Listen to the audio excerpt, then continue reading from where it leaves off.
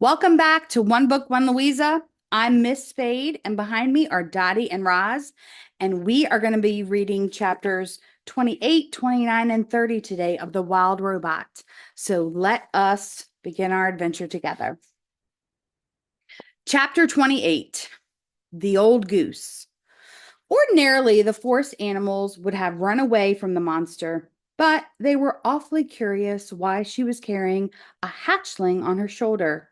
And once Roz explained the situation, the animals actually tried to help. That's refreshing. A frog pointed Roz up to the squirrels. A squirrel recommended that she speak with the magpies, and the magpie sent them over to the beaver pond. The ground grew soggier, the grass grew taller, and soon the robot and the gosling were looking across a wide, murky pond. Dragonflies buzzed through the reeds. Turtles stunned themselves on a log. Excuse me, turtles sunned themselves on a log. Schools of small fish gathered in the shadows, and there, floating in the center of the pond, was an old gray goose. A very good morning to you, the robot's friendly voice boomed over the water. I have an adorable little gosling with me. The goose just stared. I am in great need of assistance, said Roz. Actually, the gosling is in need of your assistance. The goose didn't move. Food, peeped the gosling. Food, food. That tiny voice was more than the old goose could bear, and she began gliding across the pond and squawking to the robot. What are you doing with that hungry hatchling? Where are his parents? There was a terrible accident, said Roz. It was my fault. This gosling is the only survivor. And there's the goose. If there was a terrible accident, why does your voice sound so cheerful? The goose flapped her wings. Are you sure you didn't eat his parents? The goose squinted at the robot. Suspicious, I'm sure. Then she said, do you know who his parents were? I do not know. Well, they must have belonged to one of the other flocks on the island because nobody in my flock is missing. Will you take the gosling?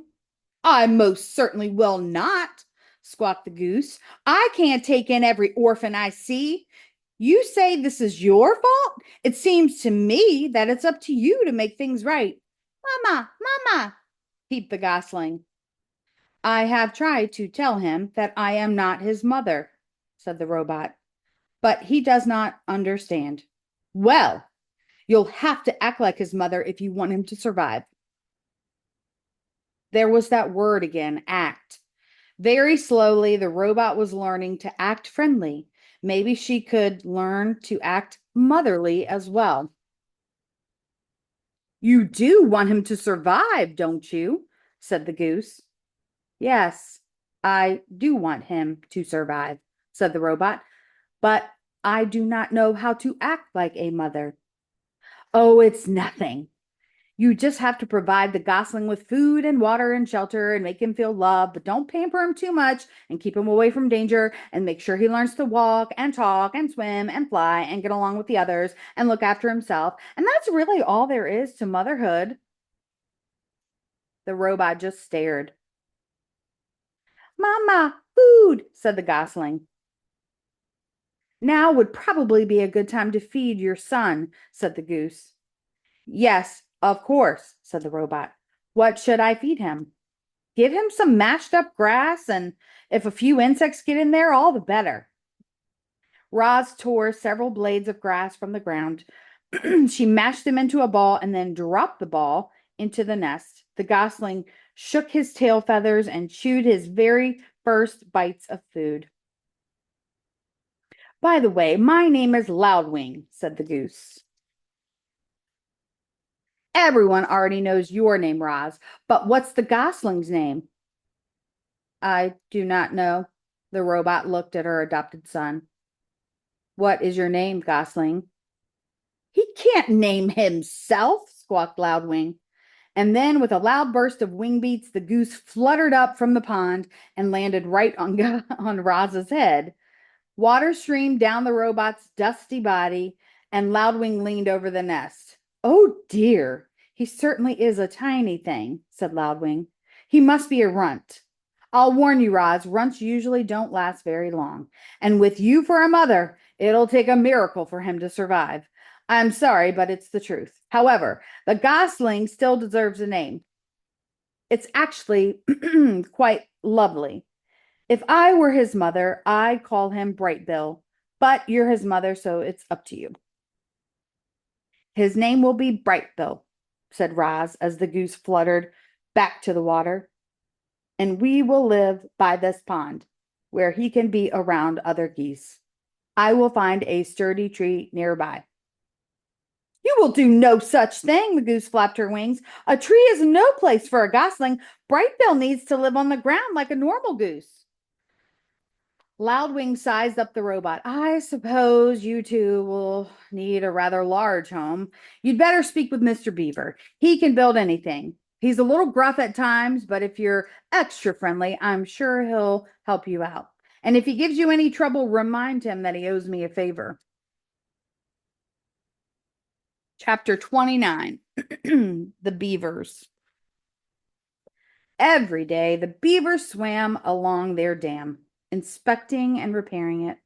The wall of wood and mud allowed only a trickle of water to pass through, and it had turned a narrow stream into the wide pond that many animals now called home. As Roz and Brightbill walked across the pond, they passed hundreds of chewed up tree stumps, proof that the beavers needed a constant supply of wood. And this gave Roz an idea. The robot swung her flattened hand, and the sound of chopping wood echoed across the water. They were soon replaced by the sound of footsteps and shaking leaves as the robot carefully walked along the beaver dam with a gosling on her shoulder and a freshly cut tree in her hands. Ooh, Roz must be strong. The beavers floated beside their lodge and stared at the bizarre sight with open mouths until Mr. Beaver slapped his broad tail on the water, which meant, "Stop right there." The robot stopped. "Hello, beavers. My name is Roz, and this is Brightbill. Please do not be frightened. I am not dangerous." She held out the tree. "I have brought you a gift. I thought perhaps you could use this in your beautiful dam." "No, thanks," said Mr. Beaver. "I have a strict policy never to accept gifts from Don't be ridiculous," interrupted Mrs. Beaver. "We can't let a perfectly good birch go to waste." Birch is a type of tree. "I'm afraid I must insist," said Mr. Beaver. Mrs. Beaver turned to her husband. "Remember how you asked me to point out when you're being stubborn and rude? Well, you're being stubborn and rude." Then she turned back to Roz. "Thank you, monster. If you'd be so kind as to drop the tree in the water, we'll take it from there." "I am not a monster." Roz tossed the tree like a twig. "I am a robot." The tree smacked against the water and sent the beavers bobbing up and down. Just then Brightbill started peeping. "Mama, hungry." So Roz dropped a ball of grass into the nest. "The gosling thinks you're his mother?" came a quiet voice. It was Paddler, Mr. and Mrs. Beaver's son. "His real mother is dead," said Roz. "So I have adopted him." There was a brief silence. Then Paddler looked up at Roz and said, "You're a very good robot to take care of Brightbill." Mr. Beaver sighed. Yes, yes, that's very good of you, Roz, but I don't understand what any of this has to do with us." "My son and I need a home, and Loudwing said you would help us build one." "Of course she did." Mr. Beaver muttered to himself. Loudwing gets me out of one lousy jam, and I spend the rest of my days doing her favors. Mrs. Beaver glared at her husband. Sorry, he said, realizing he was being stubborn and rude again. Stay right there, Roz. We need to have a family meeting. The three beavers slipped under the water, and a moment later, their muffled voices could be heard inside the lodge. The robot stood on the dam and patiently waited with her son. Mama! Mama!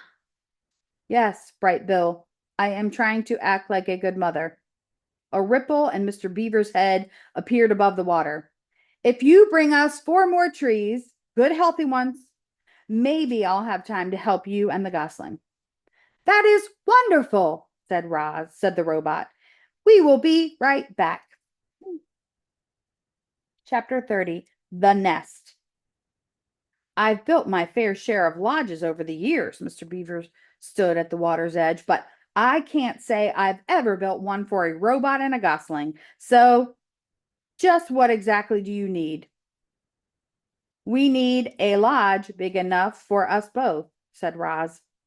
It should be comfortable and safe, and it should be near the pond. How long do you plan on living in this lodge? I do not know. Then we'd better make sure it's strong and sturdy. Mr. Beaver stroked his whiskers as he thought. Do you plan on having friends over? The missus loves to entertain guests. I do not have any friends. No friends? Well, you seem pretty likable for a monster. I mean, a robot. But if you want my advice, you should grow yourself a garden. Your neighbors won't be able to resist fresh herbs and berries and flowers. Just you wait and see. So we'll make sure there's a place for a garden, and we'll give you your lodge some extra space for all the friends you'll be hosting. The beaver winked. We also need to find a way to keep your lodge comfortable when it's cold outside. Our lodge is heated by our own bodies, but I think we'll have to find another way to heat yours. The beaver and the robot thought about heat for a while. The first thing that came to Roz's mind was the sun, but then she remembered the hot sparks she had felt while sliding down the mountain peak. I could heat our lodge with fire, she said. Mr. Beaver blinked his little eyes. I will need to experiment, Roz continued, but I think there is a way. You go right ahead, Roz, said the beaver, but would you try not to burn down the entire forest? Do not worry. I will be careful. Let's move on, Mr. Beaver sighed. The next order of business is to find a site for your lodge. That meadow across the water would be perfect, but the hares will have a fit if we try to build there. I think we should clear out some trees and build right in the forest. I know just the place.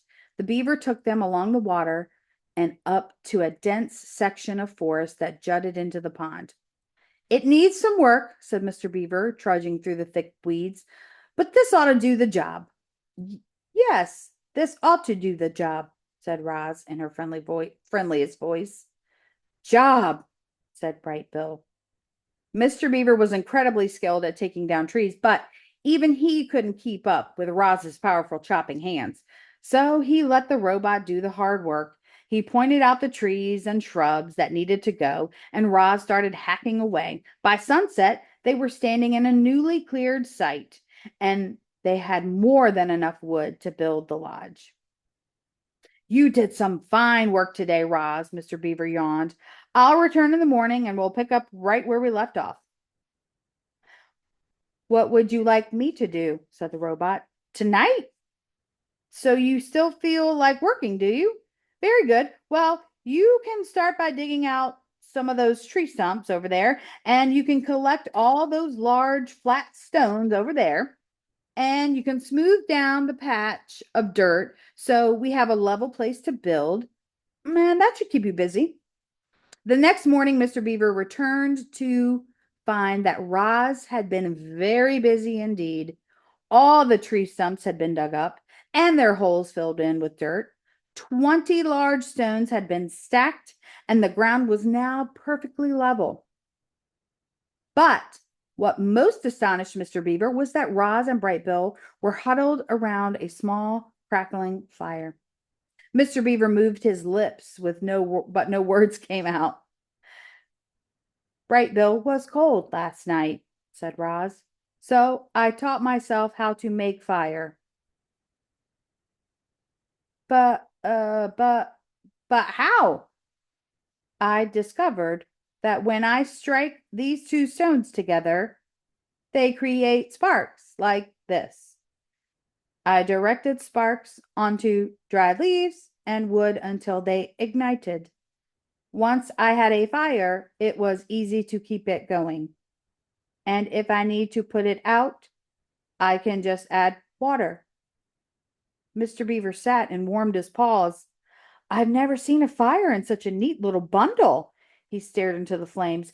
I've only seen it blazing through the forest, burning everything in its path, but this is marvelous. He took another minute to enjoy the warmth, and then he and the robot got back to work. Mr. Beaver asked Roz to dig a trench here, to place large stones there, to arrange logs this way, to smear mud that way. Birds and squirrels perched in the trees and watched the new lodge take shape. It resembled the Beaver Lodge, but it was larger, a great dome of wood and mud and leaves. A simple opening in the wall served as the entrance, and the door was nothing more than a heavy stone that the robot could slide out of the way. Here's a picture of the lodge. Inside the lodge was one big room. The arched ceiling was high enough that Roz could stand upright. A fire pit was set in the center of the floor, and a mesh of thin branches above acted as a vent. Long stones lined the interior walls like benches and were covered with thick cushions of moss. There was even a hole for storing food and water for Bright Bill. You've got yourself a beautiful pond view property, said Mr. Beaver. What are you going to name it? I do not understand. Why, a beautiful lodge like this deserves a name. We call our lodge Streamcatcher. The robot's computer brain didn't take long. The lodge is for Bright Bill. Bright Bill is a bird. Birds live in nests. Could we call this lodge the Nest? Huzzah! Squeaked the beaver. The Nest is a fine name for your lodge. Nest! Nest! Laughed Bright Bill. They stood outside the nest and admired their handiwork until Mr. Beaver's belly began to grumble. That sound means it's time for me to get dinner. Thank you very much for your help, said Roz. We could not have done this without you. You're quite welcome, said Mr. Beaver, smiling. For your garden, you'll want to speak with Tawny, the doe, who lives just over the hill. She'll know just what to do. And now, if you excuse me, I have to hurry home before Paddler eats all the best leaves. Enjoy your first night in the nest. All right, let's stop and think about what we know. Ooh, this had a lot of information, these 3 chapters. So it started out with Roz meeting Loudwing, who was a little bit bossy, in my opinion, and very opinionated. But then again, I feel like a lot of the characters are. And the old goose helped Roz to figure out how to care for Bright Bill. Then she referred Roz and Bright Bill to Mr. Beaver to help build a lodge. And I feel like that was a little more dramatic than it needed to be.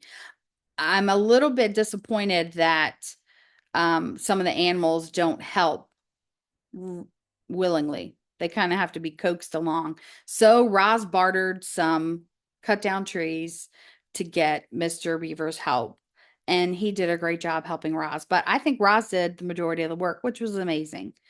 Which indicates to me that she cares a lot about Bright Bill, even though she's a robot and isn't supposed to have emotions and heart. And then when all was said and done, they had finished the new lodge and they named it the Nest. And Mr. Beaver's next instructions were to find Tawny to talk about how to create a garden. So I'm super excited to find out what happens next with the garden. But until next time, continue reading on your own because readers are leaders.